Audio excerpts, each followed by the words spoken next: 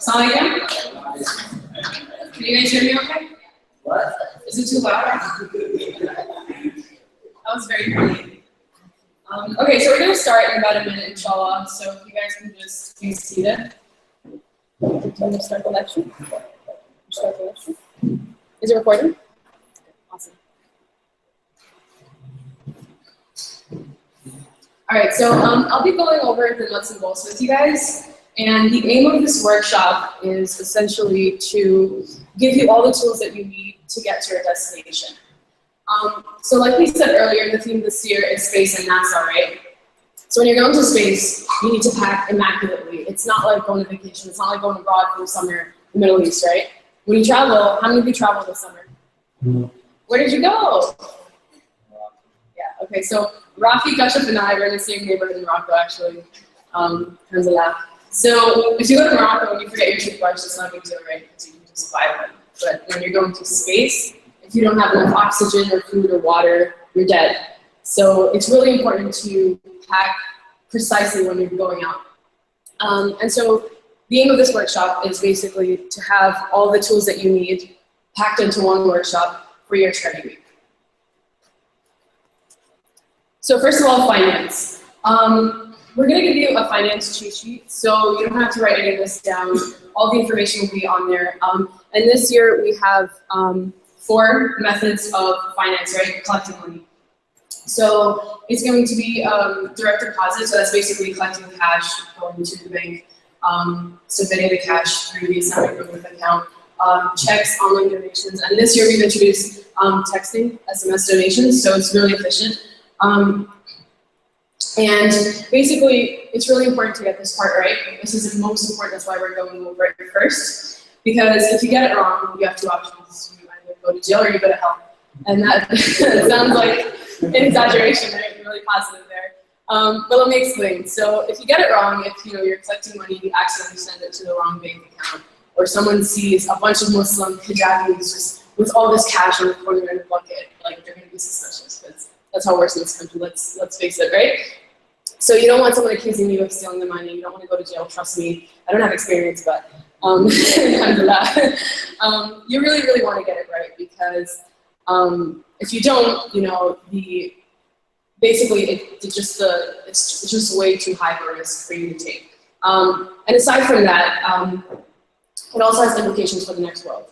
So we've been talking about orphans and needy children, right? And I don't need to quote any hadith. You guys know how important it is. The emphasis that's placed upon orphans. And this money is not your money. This money belongs to an orphan, and it needs to get to that orphan. So it's really, really important that this process goes smoothly. And again, you'll get this finance sheet. All this information is available online, so you don't have to write it down. But if you have any questions, just say me to the end. Okay, so next is publicity. And this year the hashtag is CW2016 for obvious reasons. And going further together, which is related with the theme. And you'll also be getting a cheat sheet for publicity. So all of the hashtags will be on there. And we try to be active on social media. And the point of publicity is really just that we want to get this information out there. We have to get this information out there. If you look at Charity Week as an international team, just the international team, and all the different countries, we have something like 200 to 300 people. Now you don't see 200 to 300 people posting, right, every year. For Charity Week or throughout the year even. So imagine what a difference it can make if 300 people are posting about Charity Week. We're on 4 continents and 6 countries. There's no reason that the whole world doesn't know about Charity Week right now. So if we're always, busy on Instagram and social media and Snapchat, posting pictures of our food, I think we can dedicate 1 week to orphans and needy children, inshallah. So we really, really encourage you to use your platforms and get the word out there, because we really need to get the word out there. And it's not just about, showing off. It's not just about, hey, look what my MSA did this. Look at all of us getting together, doing something good for orphans and needy children. Like, mashallah, it's not an idea of showing off, right? What you're doing with publicity is essentially amplifying the voice of orphans. That's what you're doing. You're putting their voice out there, and they don't have a voice. So when you do that and you get Charity Week out there, you're helping an orphan. So we really, really encourage you to use publicity this year. And we're going to show you a video. It's the international promo video. And it's actually the first time it's being aired right now to date. I haven't seen it. No one's seen it. When I was in England this summer meeting with one of the people on the team who made the video, I saw some little, I got a sneak peek of it, but I didn't see the whole thing. And so this is the first time we're showing the video, because obviously it's New York, right? Gotta wait till we get here. Sound quality? Is it? Okay.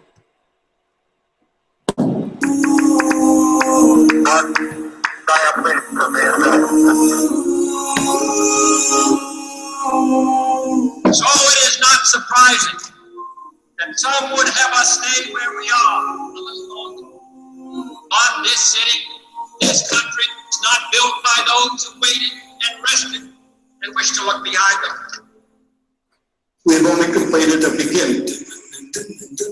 We leave you much that is undone. There are great ideas undiscovered, breakthroughs available to those who can remove one of the truth's protected layers. There are places to go beyond belief. Those challenges are yours. In many fields, not the least of which is space, because there lies human destiny.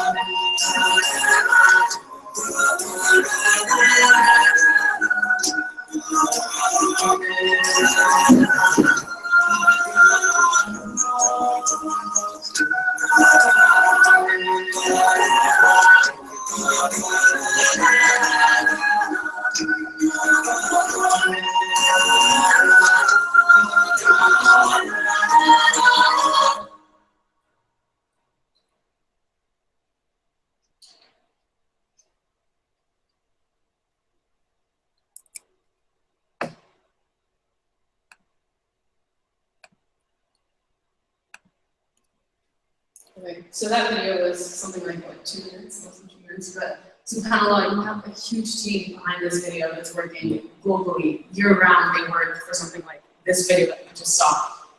I literally saw it in the works, and that just shows you the benefit of this unity that we have. It's like you put your skills together, and you have people around the world working for something like the 2-minute video that you just saw.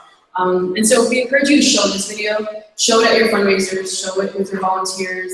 Get people excited. That's the point of the video. So we encourage you to post it on your Facebook as well. But when you're actually posting your charity week, use the video.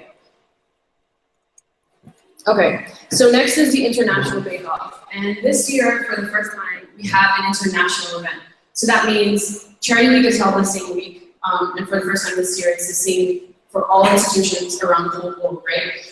And so we'll be taking part in an international bake-off, because people in the UK, they joke about Charity Week. They say the CW stands for Cake Week, right? They call them cake sales there. We call them bake sales. And so they say that the CW stands for Cake Week because everyone loves cakes. It's universal. So they have a lot of bake sales, and people go crazy. They use the logo, they use the theme, incorporate it into the cakes. And Miriam over there makes some of the best cakes ever. Stalk her Facebook, she's got beautiful cakes, mashallah. And so what we decided was, hey, everyone likes cakes, it's universal, it's simple, why don't we do an international bake-off, right? So what we're gonna do is we're gonna host our charity weeks. Most of you are probably gonna do bake sales, so take pictures of something that you think is really awesome, and post it on Facebook, send it to us at info@charityweek.com. And the national team is going to narrow down all the submissions to one. and that will be the US submission, and then we're going to compete against all the other countries for the best cake in the world. Like, I don't think there's any other bake-off to this level, you know? I mean, 6 countries, 4 continents, right? So we encourage you to take part, and you know, even if you don't think your cake is that awesome, probably is, right? So just take a picture of it, send it over. And it's really straightforward and simple. And in addition to the International Bake Off, we actually have annual dinners after Charity Week. So after a week of charity, your institution won't even know how much money you've collected because you'll only have a finance rep and maybe one other person who knows how much you've raised, right? And that's the idea, is that we're all gonna come together like this, but with all the institutions after Charity Week. And we're gonna have this huge roundup with all the New York institutions. So we do that here, and then there's a national roundup with all the states, right? And then there's an international roundup with all the countries. So that's when we find out how much you've actually raised. So be on the lookout for that. That's after Charity Week. And next is resources. So this is probably the best part for you guys because we made it really, really simple, right? You don't have to worry about t-shirts. You don't have to worry about paraphernalia, buckets. That's all provided from us to you. So that's the point of the team here, right? It's to make it really simple for you. It's free of cost, so we've already designed the shirts and the buckets, and inshallah you'll get them really, really soon. But basically, you know, if you need sign-up sheets, if you need any resources, you know, from Islamic Relief from your school, we take care of that for you. So that's, you know, that's the beauty of Uni. That's the beauty of having this team behind you for support. So whatever it is that you need, let us know, and we provide that for you. So you'll be getting these resources before your Charity Week. And again, if there's anything that you would need from our end, you let us know. And so the idea is that all you have to do is unite on campus and have fun. It's really as simple as that. Organize your events and have fun, execute them. Don't worry about the paperwork. We'll worry about that. Okay, and again, online resources. A lot of this is available online. The cheat sheets are all there. If you need, you know, even more posters and flyers, you know, if you just want to post them all around campus and you need some more, all of that is available for you online. So there'll be a Google Drive that is going to be shared with all of you, with all the resources and the guidelines for Charity Week, inshallah. And last but not least, sorry to make this, last but not least is probably the worst for last, is the legal warning. You don't need to be told, but please don't break the law, right? We're really, really careful about this because it's not just about you, it's not just about you getting in trouble, or your MSA getting in trouble, or your institution getting in trouble. It's about the orphans, right? If Charity Week suffers, the orphans suffer. That's as simple as it is. So we want you to be really, really careful with what you're doing. You know, get everything right, get the finances right. Don't accidentally send the money to another account as opposed to Islamic Relief. Because not only is that something legally wrong, but it's something that, again, you're taking it away from orphans and needy children. So be really careful. Understand the limitations of your institutions. Not all of us function the same way. Some of you have different policies when you're raising money. It has to go through the school, or it has to go through a certain process. So just abide by all the rules. That's all we ask. And that's about it. Does anyone have any questions, concerns? So dividing by the rules. So that, you know, you're right. Other institutions have different rules and on strict fundraising policy and municipalities also. Now I know Charity Week always had their own way of collecting the money. They wanted to collect every day at the end of the day. Now, how flexible is the payment process? Are we able to save the money to the end of the week and deposit it to Islamic Relief and not really Charity Week? You know, our school is really short. And it hasn't been a problem in the past, but inshallah we do plan on expanding. I hope you all do too, and you know, it should become a bigger problem. The school still fundraising, inshallah, $20,000 in a week. And there's suspicion of where that money's going.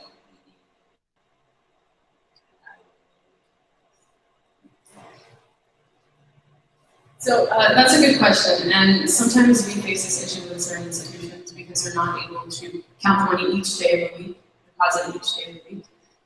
So we allow for some leniency. Obviously, if your institution doesn't offer that, then you know it's going to be a much longer process. Then you can do it at the end of the week. But of course, ideally, we ask that you try to count the money each day of the week, deposit each day of the week if you can. And so that's the way the collection goes. So for long term, that's absolutely correct. You do want to think long term. So if if your institution is going to go out and raise $20,000, or the rest of it, you don't want to go under the table. Think about it long term, right? The repercussions of that. So inshallah, we want to have them every year at our institutions, not just 1 year. We want to keep doing this, right? So don't try to go under the table. I know how it is. Don't even say work for a while now. So just try to do it to the best of your abilities. And if you can't do it every day, that's something we understand. We have institutions that face certain issues like that. So you can have that. That's the case for you. Anyone else? Look up at the question. Oh, okay. So, just sort of random question. Now, the cake, since it's international, does it just have to look good? Does the taste matter? We want to ask it all. Yeah, so you're going to be making it and shipping it to every country, so all the judges can try it, especially me, right? No, I think we're just going for exciting. It's not really, really difficult. Inshallah, next year maybe we can have judges in each country. I volunteer to be one. Yeah, I mean, in future years, if you have other ideas, like, I don't know, an international basketball tournament, how would that work? You guys want me to print tickets? It's fine, but, we can expand with ideas also. But this year, it'll probably just be a set of systems. It's easier. Sorry. Is there like one New York account that people can log into, or like how you can help do that? So we're affiliated with Assembly, and they have an account with Wells Fargo this year. So you basically go to the bank, you deposit the money, and you get referenced. And you give that reference to us, and you also send a picture to charity. So we have that with the finance rep. But each institution is going to have a finance rep. That's just someone on your board maybe, or someone on your charity team that's taking care of the money, that's counting the money, and that's depositing it at the bank. So that would be something that would be their responsibility. But also, we have a team. We have a state team and a national team. We have finance reps that would be your point of contact with your MSA and with your finance rep. So they would have someone to kind of direct them and help them if they come into any issues. But with regards to deposit, you just deposit directly to their account. Maybe 3 questions? Let me check. Sorry. So how do the online donations work? Is it like a launch kit that you guys make for every institution, or is it something that we do online? So that's a good question. The launch kit pages are in the process of being made, or they would be finished by now. But that's something we take care of again. The launch kit pages, you basically send out to launch kit, and all the institutions will appear. So Queens College Hunter, you can probably see how much you're raising. They'll competitive online too, but that'll be made from our end, so you don't have to worry about that. And then from launch kit, it'll go directly to your institution to account for. Hunter raised $1,000 online, so you don't have to worry about that. Anyone else? What are the fees like this year? And last year was 100% go straight to the orphans. This year, my lunch was going to. Not that I don't mind it. That's actually a very good point. So this year it's going to be the standard Islamic relief. They will not take fees from the money that's raised by different MSAs, but they will have chunk over the full income as a charity. So not just charity stuff. I think they specify this on their website. I think since it's a registered charity, they will say how much of them goes into their admin fees because they have some. Basically, they are able to take some of that money to keep the charity going. So sadly, this year, as far as charity is concerned, it's not. This is something that is very, very important to us because the countries do use this as a very big concept of saying all the money goes into projects. It's not the case this year, but it's certainly something that we need to do. So yeah, it's also about something so.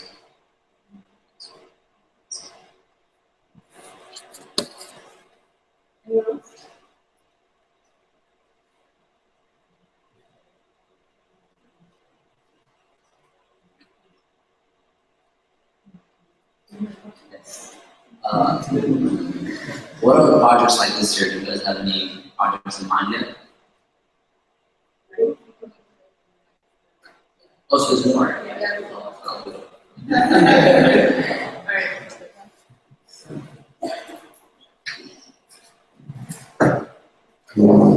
So I'm just asking if it's whatever people ask, you know? Should the tell is like being like deducted, you know? Oh yes, you know. Basically, whatever his policy is for that, as a charity organization.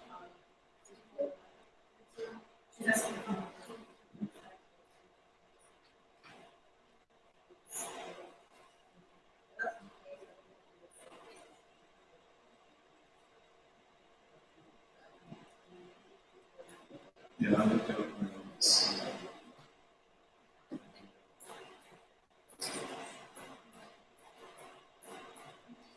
Any other questions? Just keep it. I don't want to ask. I know you like that. I don't know what you guys are presenting next, so I don't know. So, like, what is it for people that are doing this for the first time? You don't have a blueprint of what they should start doing first. Like, what do you suggest they start with? Should they organize a meeting at first? Should they go ahead and start recording people? Should they start thinking about activities? I don't like a blueprint. So, So that information is available on our Google Drive, right? So we have like some of the ideas, we have the guidelines, we have old videos from the past, we have some, you know, like the older trailers and see what people have done. So from our end, we give you flexibility on how you want to execute your charity week. So we're not here doing anything like you must have a week, so every day of the week, or you must do this. So, you know, it's very important to just give you guys that freedom because you know how to work with the same leaders. They're really good at what you do. So I don't think we need to be up here telling you exactly how to do it. If you need advice on that, that's what we're here for.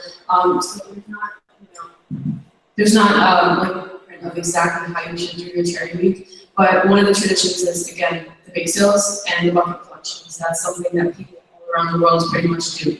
Other than that, it's like, you know, we have like cricket tournaments in the UK, we're not gonna do that because we don't care about cricket. For the most part, sorry guys. You know, like local basketball tournament as opposed to that. So that's why it's hard to give you a blueprint, you know, a universal blueprint of this is what's gonna work because we have a different culture here. So your institution has the freedom to do whatever it is you want as long as it's within the guidelines, you know. So yeah, does that answer your question? So yeah, so we have a few documents that are as part of our way to support NSA. So we have something called 7 Steps to Charity Week, which is a way to say you can some tips also like marketing, events coordination.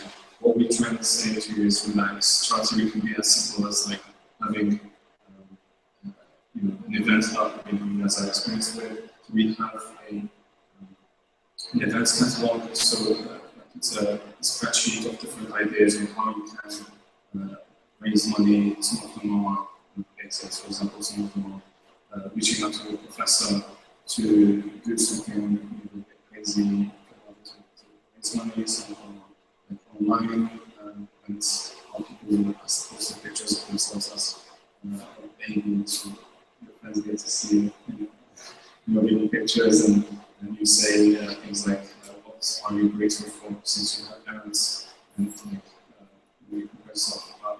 You just share how privileged you feel because you have parents, you have that upbringing that made you feel a certain way, and then you nominate other people who donate to events and art, challenges. So yeah, we have. And just to answer the question, so on charitynavigator.org, it's included some figures.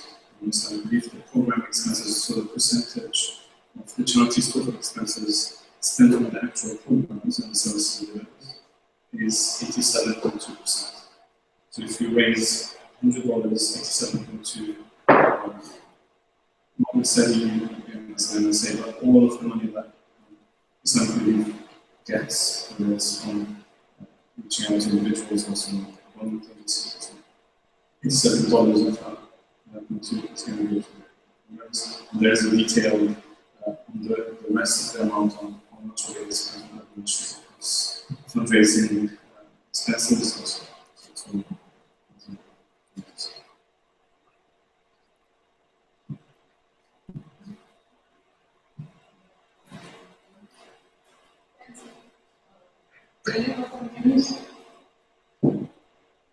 Is that all? I should just mess anything. Okay.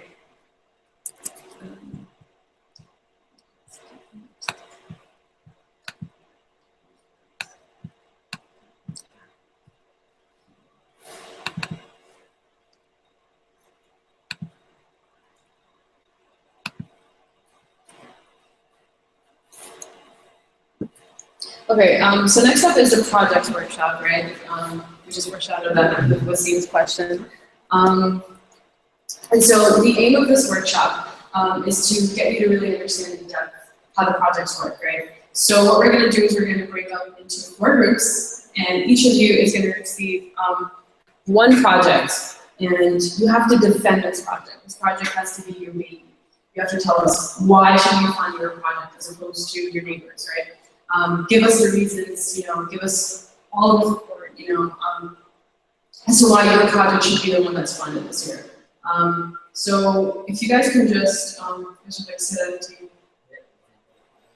Yeah, so you'll be getting examples of 4 projects, you have creative projects, so that's been done for you. So what you have to do is basically sit together as a group and go over all the reasons why your project should be funded over your neighbors. Does that make sense? Do you have any questions? No. Sorry? Yeah. Yeah. So after that, just choose one individual from each group to pitch your project. Pretty sure it's going to be Hassan over here. He won the debate where he missed. We were competitors in high school. We were all over New York high school. So, he's the one to look out for right now. He's probably going to really shatter together projects here. So if you guys can just sit into 4 groups, I'll go around with the different projects.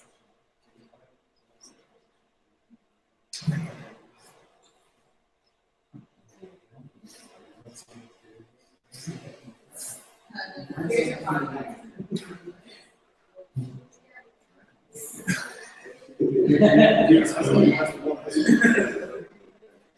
Oh, come on. Okay. You got that. So guys, we have a question.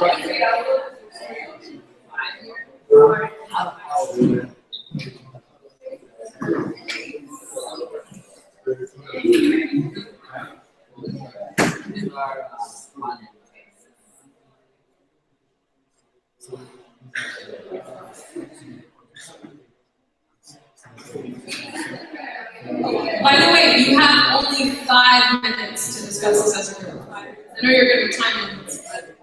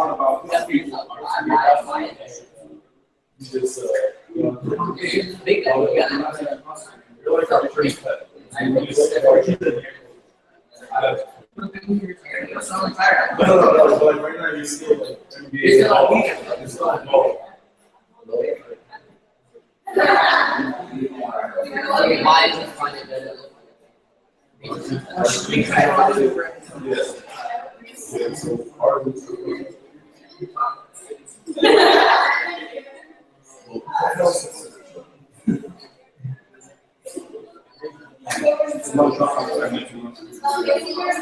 that's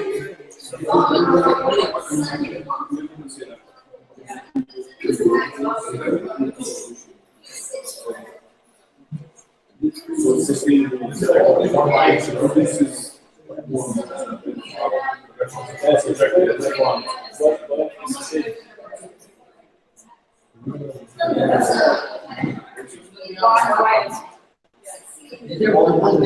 That's so basically, we're watching.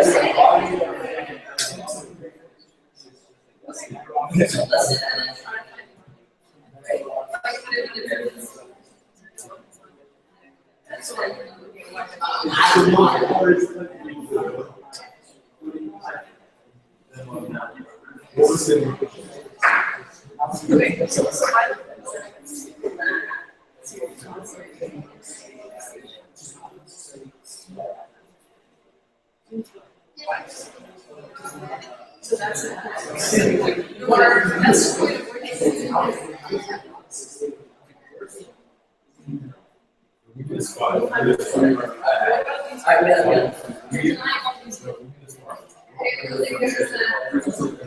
You guys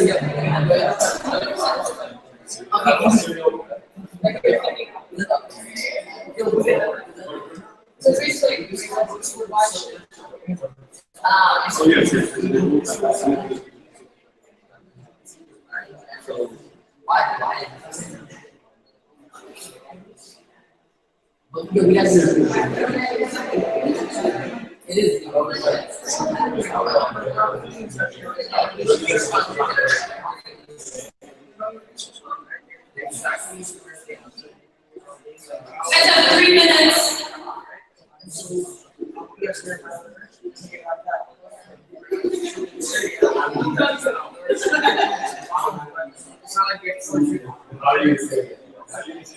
Well, we can say that.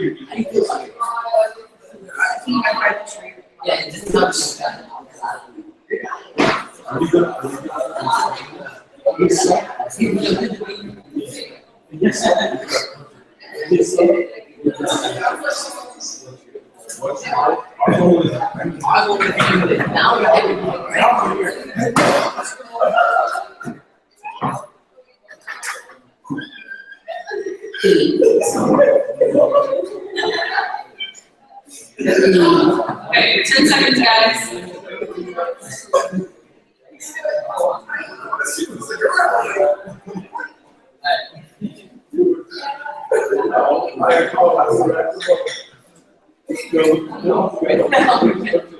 So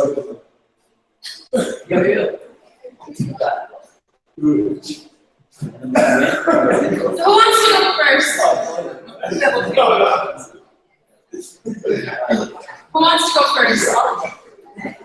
Don't all raise your hands at once. What? Okay, you guys are not that chivalrous. Let's go. The ladies don't know to go first. Anybody? Nahara, you look like one. No, it's okay. Ladies, you have that.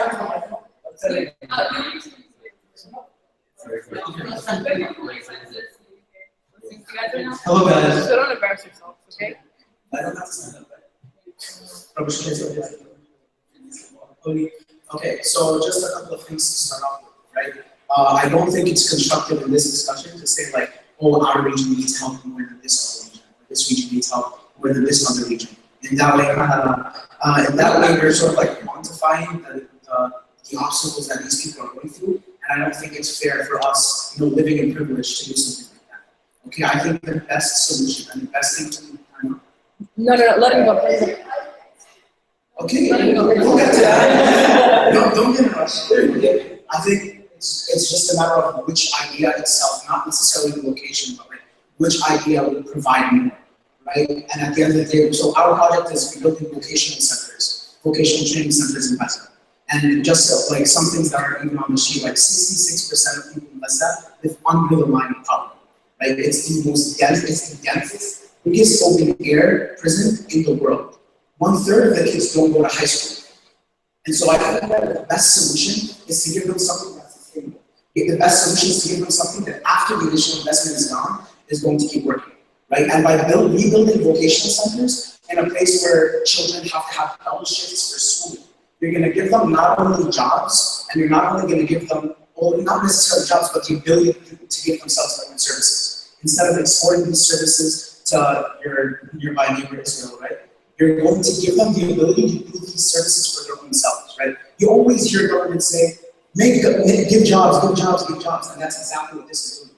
It's allowing the youth of Gaza to be able to give themselves and do things for their own selves and for their own community. It betters the economics. I think the most important thing is, let's say if your parents aren't very employed, you're going to go up and you're going to get a job, your children will be better off than you were, and I think that's what matters. Is not necessarily the people that will get jobs, but their children and their children's children. Is that they're going to get the job and their children have a better life, and so they'll have better jobs, and etc. I think that in a region like Gaza, more important than engineers and more important than lawyers are people who are able to give themselves day-to-day services, fix the laundromat, fix the refrigerator, fix the plumbing systems, etc. You're building an infrastructure. I think this is the best way to do it.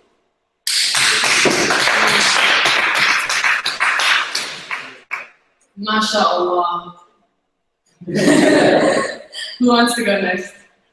No one wants to go against that. I knew we should have gone here. Did you see me? Arabic?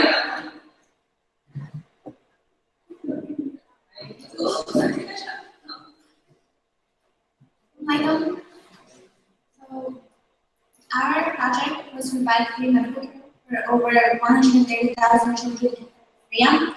Now, we wanted to make point out is that the Syrian refugee situation is one of the largest refugee situations current in history.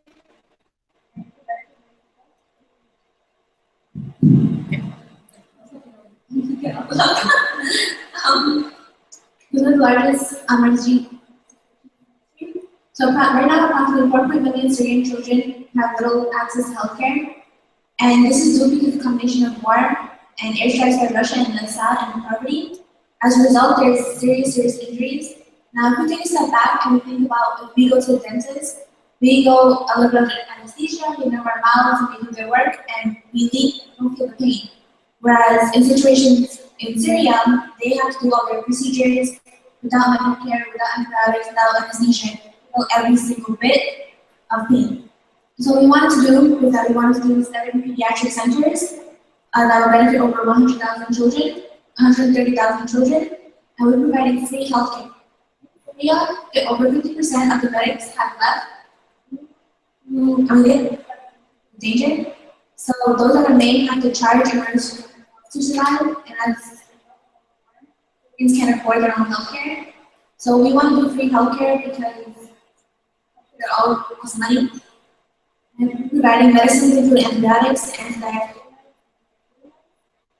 This comes pain relief and vitamins.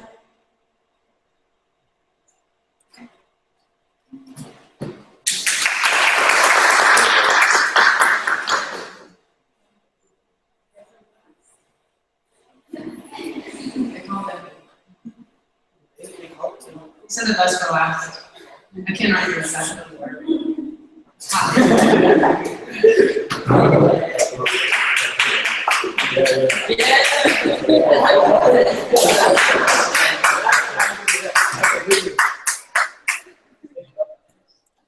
My dear brothers and sisters in Islam, Assalamu alaikum wa rahmatullahi wa barakatuh. I see smiles in everyone's faces, but truly this isn't a time to smile. If you look around the world, if you look at the Muslim Ummah, how are we? Are we united? Are we together? Are we helping everyone out equally? Do we look at each other and do we see that this is my brother, this is my sister? You are suffering, I have my hardships too. You are suffering as well. Are we looking at a broad scope, or are we just looking at one place and one place and one place and specifying this place and that place? Is everyone getting equal media coverage when it comes to despair, when it comes to hardships, when it comes to war? Is everyone getting that equal media coverage? Right now today, I'm telling you, my dear brothers and sisters, we look online, we look at the television, what do we see? We see Syria. What do we see? We see Gaza and Palestine, What do we see? We see all of these places, but are we forgetting something? We see Burma. Are we forgetting anyone? Are we looking at countries such as Bangladesh? Countries such as Bangladesh where 40% of children are malnourished. Where we see that those malnourished children, not only are they malnourished, but they are also working in these factories hours a day. Why? Because they have to provide for their families, because the poverty in that country is so great, because their parents cannot get jobs, because no one is there to help them. They have no voice. Nothing do they have. And so what our project is to sponsor Bangladeshi orphans, to get them out of poverty. I'll tell you this, when we look at Bolivia, we see that they are in poverty, everyone is poor. And we see that these American institutions are going in there and they're saying, listen, we'll change the place. But what are they actually doing? They are going in there and they are trying to make money for themselves. They're keeping these people down. That is not what we want to do for the people of Bangladesh, for the children of Bangladesh. What we want to do is we want to go into them, we want to go into their countries, and we want to help them and give them peace. Give them peace, and so we want to change that place. We want to give them self-reliance. We want to help their economy. We want to provide schooling for 100% of their children. That is what this project aims to do.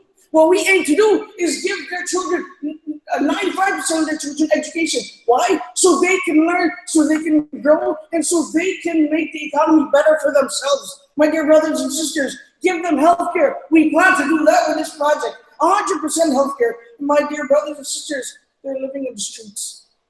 How would you feel if children were living in the streets and you couldn't do anything about that? You see that everywhere.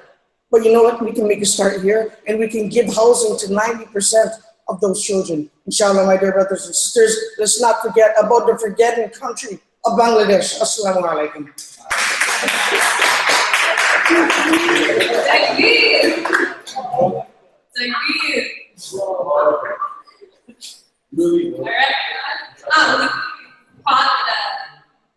Let's tell you a little story about Prada. So, Cherry Week, New York. To feed none of you would be here right now. Queens College, and she's a big force behind Charity New York, so applaud it up. Does someone else have anyway? Okay. I want you all to close your eyes for now, just for a brief moment, okay? Imagine you are living in a really beautiful mansion in Aleppo, Syria. You have 3 really cool, sometimes annoying, but really awesome siblings that you really love, okay? So it's 3 of you. Your parents are, live with you, and everything's going well. You go to school, you just enjoy. You love your neighborhood. You have a lot of friends and everything. And then all of a sudden, one night, you hear rockets, you hear bombs, you hear people screaming, you hear people shouting. And then you hear a really loud blast on the second roof of your house, where your parents are sleeping. You and your siblings are screaming, you run out of the house, and you see chaos in the neighborhood, people are running everywhere. And then people come and you put down the fire. After some time, you get the news that your parents are gone away from this world. You guys can open your eyes now. And then, thank God for your fellow Syrians. Some of them are able to help you, and you still have two of your other siblings who are still alive. So that your fellow Syrians are able to help you cross all the way to Europe. And then, the worst things ever happens. You're being found, you're being helped to find a new family, but your siblings will no longer be with you. One of them, the Johnsons, the other will be with the Kennedys, and you are going to be with the Davids. What does that mean? What do these last names even mean? Who are these people? They're non-Muslims. But you grew up in a Muslim household, in a Muslim neighborhood, you went to a Muslim school. How are your siblings going to be raised? What are they going to learn? So this, brothers and sisters, is one of the major issues of the Syrian refugee crisis. 4 million Syrians have fled their country, and of this 4 million, half of them, guess who they are? Children. SubhanAllah. On average, most foster children move houses at least 10 times in their youth. So by the time you're reaching the age of college, you've experienced so many different households, you've experienced so many different experiences. You might have even been through abuse. God knows what you've been through. So you've lost your parents, you lost your country, you lost your identity, you lost your religion. And if no Muslim comes to help you, you're going to lose your akhirah, because you cannot go on to Jannah without your deen, without Allah, Amen. So I propose that we are in extreme dire need of supporting fostering children, especially children in Europe. So we need to connect them with any relatives they may have in Europe. If not, if there's really no Muslim family that can, foster them, we should at the very least teach, train and provide information to non-Muslim carers, so we can ensure that our future generation of Muslims know who their deen, what their deen is, so that they don't lose their identity, and in the process they do not lose their akhirah. Thank you.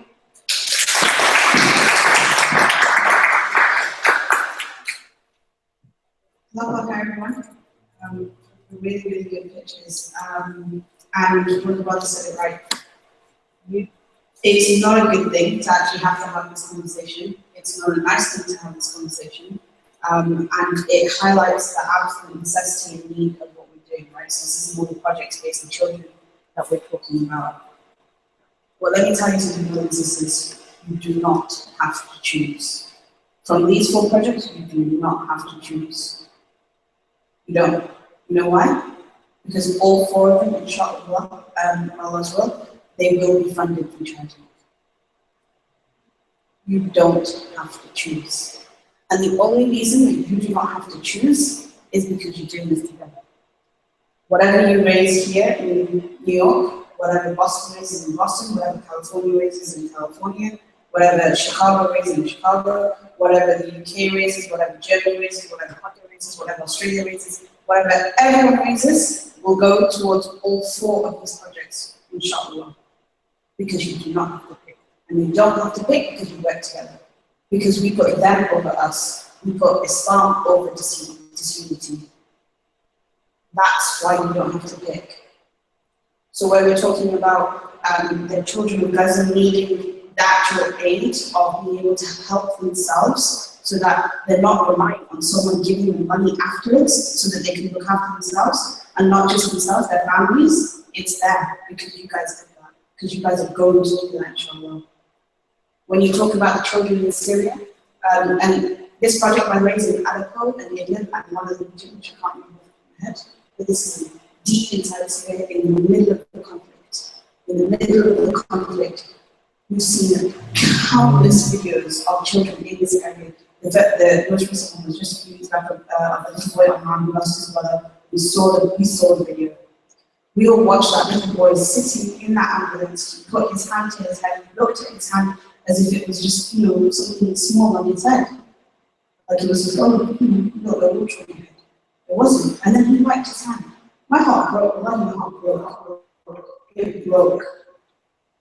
And it's children like that, we need medicine, we need doctors, we need nurses. And inshallah, trying to help everyone. The brothers and sisters, Syrian children. You've got the children of Bangladesh, forgotten people. They are forgotten. You've got a massive area of poverty. Massive area of poverty. And this world has so much need, but we hear about Gaza, we hear about Syria. We don't hear about Ukraine, we don't hear about Bangladesh, we don't hear about various other areas of the world that has needs. And in Bangladesh, most of the children are working in garment factories. Where we hear every other week something's happening, something's either a building is burning or it's torn down or whatever it is. And these children don't have access to education. And their mothers and their fathers haven't had access to education before, so they can't provide for these children. They can't, because they don't have to, so they carry on in this cycle of poverty. So instead, what we're going to do as the brothers and sisters on this side of the world, we're going to make sure these children are pulled out of the garment factories. We're going to make sure that they get put into education. We're going to make sure that their parents are given them support and the resources, the ability to actually provide for themselves and their families. So that these children have access to schooling, they have access to healthcare, they have access to everything that they need to pull themselves out of this cycle that we have the ability to help from here in Queens. And lastly, the children, the refugee children of this conflict, of brutal conflict, which no one seems to know the beginning or the end of. No one understands. The end is nowhere in sight, as far as we can tell. And now with life, this carries on for years and years and years. You are losing an entire generation of children. And you see, hear and read and see documentaries about how a lot of these children are trafficked. These children, 50%, they're on the roads on their own. They have no one to look after them. No one. But instead, now we have brothers and sisters here. They have brothers and sisters who are actually looking after them. You may not know their names, but they're there. We're here. We're doing something. So inshallah, this year, these 4 projects are the projects that inshallah charity will seek to fund, which is responsible question.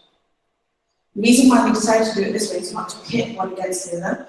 It's because previously with the projects, usually we talk about them, we talk at people, and they're like, okay, look, we've forgotten what the projects are. But this time, I'm hoping, inshallah, that everyone's got an understanding of what the projects are, So when you go back to your MSA, and you go back to people and you say, this is what charity is doing, you can say, this is who we are helping. These are the children. That's what you're going to be saying. Okay? So that's the conclusion of that. Has anyone got any questions on those projects specifically? Just to clear up anything else there. Yeah. Yeah. So basically the point going forward from here is that these sheets, they will be made available to you all, and I'll make sure that they're sent to you. Second of all, what will happen is that because there is a slightly vote order, if you like, but what will happen is the survey will go around and you kind of put it in preference because obviously you have to fund, there's only limited funds, right? That's the heartbreaking side of the charity festival. We can do so much, but there's a limit to it, there's a ceiling until we start pushing out further and further and further. So we'll put them in rank order, so everybody will put their preference and I'm going to do this first, this first, this first, and this first. And then as charity begins, we'll say, right, this is the rank order. And then, inshallah, we'll fund as we get funds, basically. So when we've got that final figure at the end of it, inshallah, I pray we have all of the funds and all of it will get funded. And that's our aim, that's our target. We want to help every single one of these children. Any other questions? Right. Okay, last but not least is a little bit of perspective, I think. Last bit of perspective. Sorry. That's one interesting.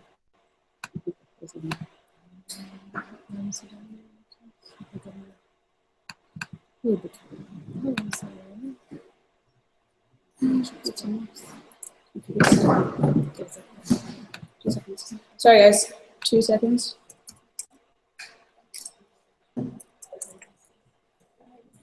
That's fine. Got it.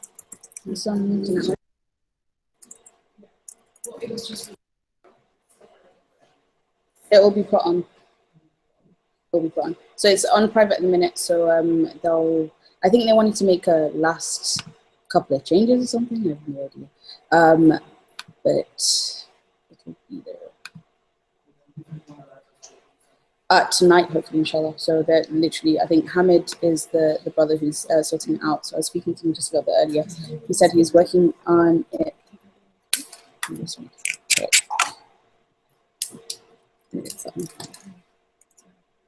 That's cool. So he's working on it. He's just finalizing everything. No, it's fine. There it's done. Maybe it's got stuff.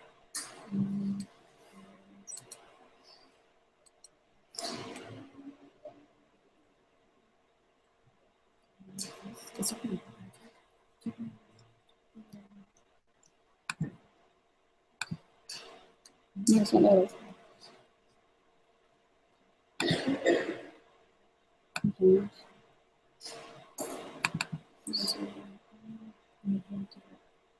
Okay.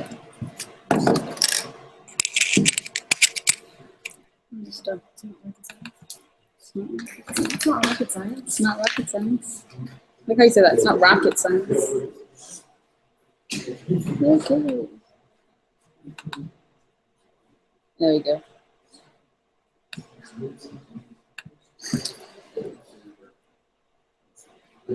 Okay, right, we're live.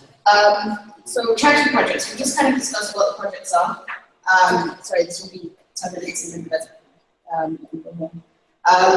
but we talked about the projects, and I think one thing that kind of needs to be put into perspective is the most important question of the projects is why, right? So one thing that is said a lot is, these projects are costing up to like $500,000, and they're a lot. Now, I've never really seen, £100,000, I don't know what that looks like. I don't think I'll ever see what that looks like. So, I think it's putting into perspective, this is not possible unless we do it together. But beyond that, I think there's the why in terms of what. The why in terms of what. So Syria, taking the example of Syria, Syria was not a country which was plagued by civil war. It wasn't an underdeveloped country. It was a country of medics, of engineers, of doctors, of dentists, of lawyers, of a well-taught community. They were people who were used to this kind of lifestyle. And it kind of puts into perspective that this thing is, it can be gone. It can be completely and utterly gone. So this was Homs before. This is Homs now. Okay, see.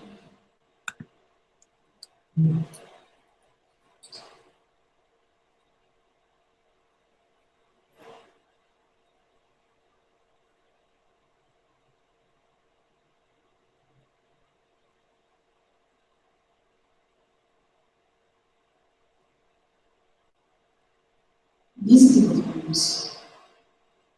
This is the street that someone walked down as they went to get food from the market. This is the street that children used to ride their bikes on. This is the street that you used to walk to work. This is the street where you may have left to go to your new families when you got married. This is where your life was. This was your life. And now it's ruined. Complete and utter rubble. It's a waste, it's destruction. No one can live there. No one. Absolutely no one. There's no water, there's no medicine, there's no food, there's no community, there's no safety, there's no life there. Literally nothing. And this is what Homs is now. And that's just Homs. And this is the children. This is the children. This is what they do. This is where they've gone from running around on the streets. Some of these children didn't even see those streets. Some of these children were born as they were walking from one end to the other, to the other, to the other, that people moved. They were born in a stateless sense because the conflict has been going on for long. These children, this image is really interesting because the child is comforting the dad. The child is comforting the dad. The dad knows, he's like, what am I supposed to do? How am I supposed to look after my family?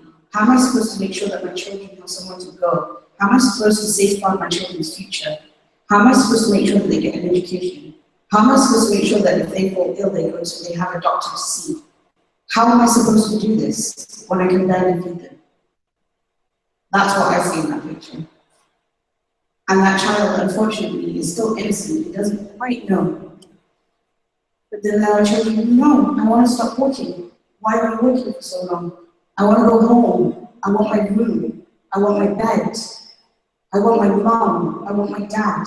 What am I supposed to do? This is, I don't even know, like you're taking my children from me? What am I supposed to do? I can't go, but you're letting my children go? I need to let my children go so they can get to safety. I need to make a choice between putting my children in a boat or keeping them with the bombs.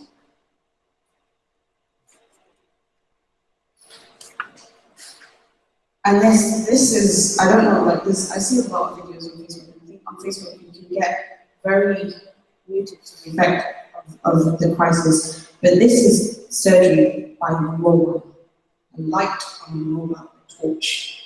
Surgery by torchlight. Surgery by a torch. There's a torchlight there, and that's the baby there.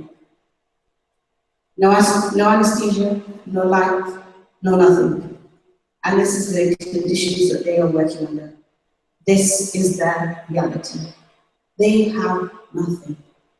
They've gone from having everything to having nothing. They are forced to make a choice between death at sea or death at land.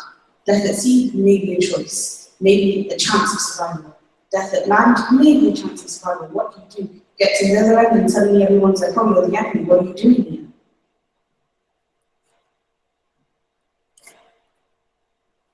And they sit and they're nostalgic. They're like, oh, do you remember when we? Do you remember when we? Do you remember when we used to go hang out gardens? Do you remember? And then they'll see pictures and they're like, well, what left to go back to? And then you have this. You have things like this. You have baby Elan on the beach. And you have countless other babies whose names you do not know. You do not know because you do not hear about them because they are not reported about. They are not talked about. They are faceless, they are nameless, they are stateless. Because nobody seems to want them. At some point, enough is enough. That's a lot what I hate with that. Enough is enough. At some point, we have to stand. At some point, we have to say, enough is enough. At some point, we have to do something. They don't need us to give money. They don't need a prosthetic limb. They need a factory. They need someone to say, you know what? Okay, you all need limbs. So we'll build you a factory. We won't give you one limb. We'll give you an entire factory of limbs. You need to help more people. This is what Unity does. They don't need ambulances, they need hospitals. They need hospitals that are kitted with kit that they need. This is what that project is about. It's got the elements of a hospital that they need. Incubators, medicines, doctors, nurses, everything. They don't need an ambulance. They need a hospital, a fully staffed hospital. We're not helping 100. Helping 100 is good. Alhamdulillah, like, oh, this is good, by the way. Nothing, when you help someone, it's good. But when we do it together, it's better because you help them more. You go further, you help them. So you help millions, not hundreds. These projects, all of them, all together, I think the amount of children that you help is just over 500,000 children. You can't do this on your own. I can't do this on my own. We're done helping one country. We're done just helping Syria. We're done just helping Gaza. We're helping Bangladesh. We're not just going to help all of these. We've previously in China, we've helped Kenya. We've helped people in Sudan. We've helped people in Egypt. We've helped people everywhere. Because we're done helping just one country. Enough is enough. It's really, really simple. It's economies of scale. If we unite in our organizing and we collect as a unit, and suddenly you've got unity of spending, and suddenly you've got hospitals, you've got limb centers, you've got billions of children being helped. So it just makes sense. So if you take anything with you by the end of this day, is that take unity, take the messaging, take the concept of what you're trying to achieve here. Because that's what's important. Because if you go forward with that aim, then inshallah, you'll have 100 students in Boston doing the same. You'll have 100 students in California doing the same. You'll have thousands of students in the UK doing the same. Suddenly you're all doing it. And you've got a hospital. And you've got millions of children, or at least 500,000 children. Inshallah, one day, millions of children. And that's because we understand that together we can go further. Inshallah. And to end, this is one project from last year, which some of you guys took part last year at QC, Mobile Health Clinic in Syria. And it was basically in Lebanon. And this work, like, we talk about it, we don't see it done. This is children getting the help that they need, Syrian refugee children getting the help, the medical help that they need, because you united. And you were here, and you did something for them. And you made sure that they were looked after. And I'm going to leave you guys to do that. I'm going to get you to understand that these are children, these are people. They're not just a figure on a page. They are real people with real stories and a history. And we need to be there to help and support and do whatever we can for them and put our best foot forward, inshallah, as a collective.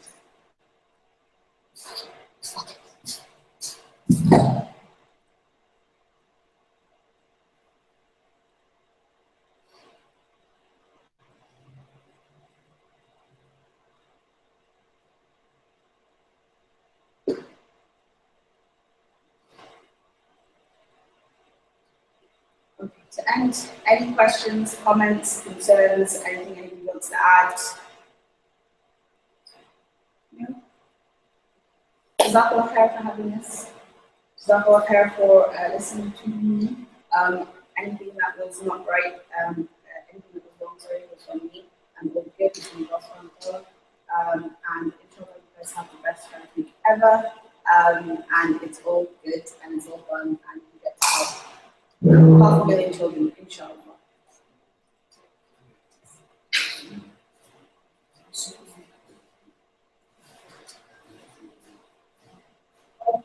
Actually, sorry, but really a lot of really exciting.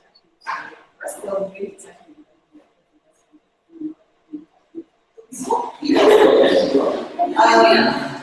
They were asking for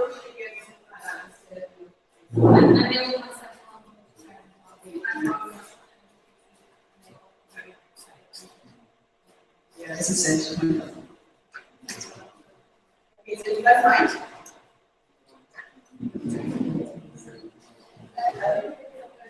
Well, they asked if you guys could take a video of saying the hashtag going further together.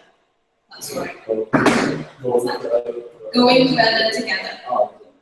Was my accent too hot?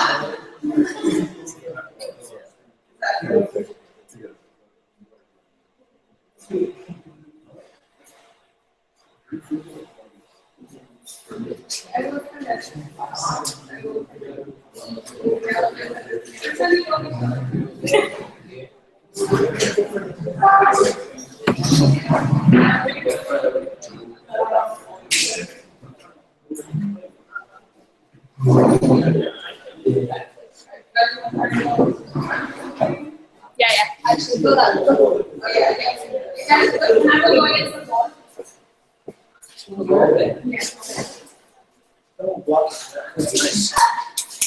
Yeah.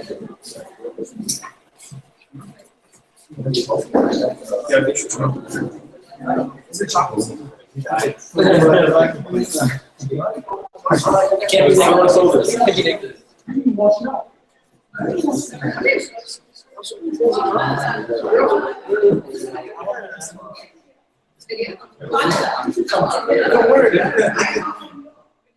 it's okay.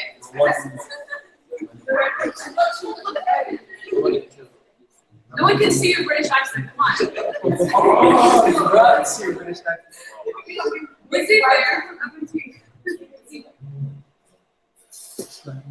Show me upstairs.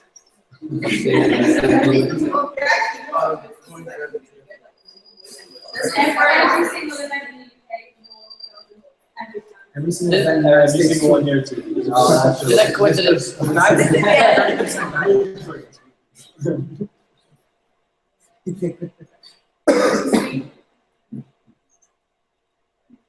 Going further together. That's international.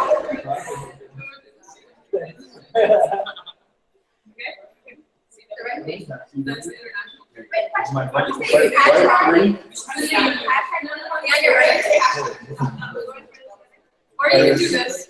Yeah, you're right hand of this. See on the right, one. See on the right. See on the right. Like this. I'm gonna do the I love neighbors. Do you want to do a video like this? Yeah, no one's further together. Can you just count with your fingers so everyone knows what you're saying? Okay. Going further together.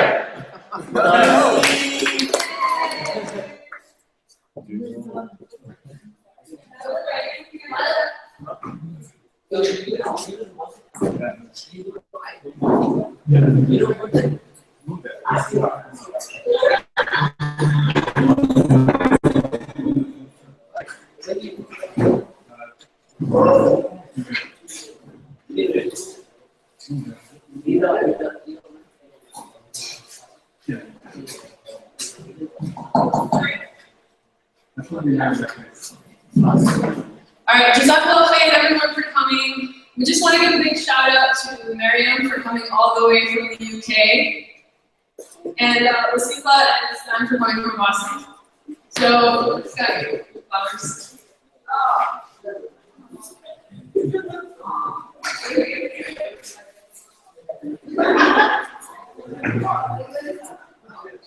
Alright, Jazakallah khair everyone for coming.